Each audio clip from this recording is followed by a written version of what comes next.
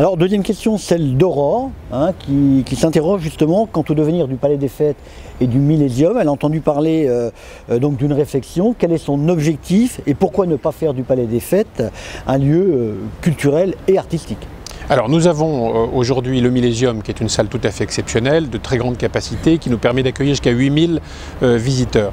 La difficulté, c'est qu'il nous manque une salle entre 300 et 800, 900 personnes.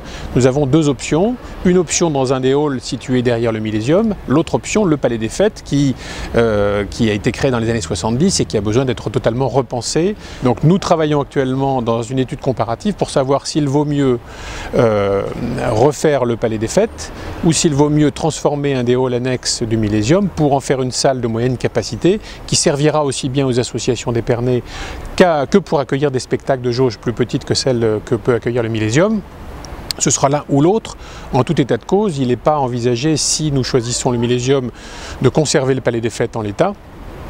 Et inversement, si nous choisissons le Palais des Fêtes, aucun aménagement ne sera apporté au hall annexe du Millésium. Donc on ne peut pas se permettre sur une ville comme Épernay d'avoir deux sites concurrents si proches.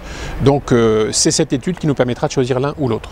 Et les réponses, les éléments de cette étude seront connus quand? Dans le courant de l'année, à mon avis, à la rentrée ou à l'automne ou plus tard.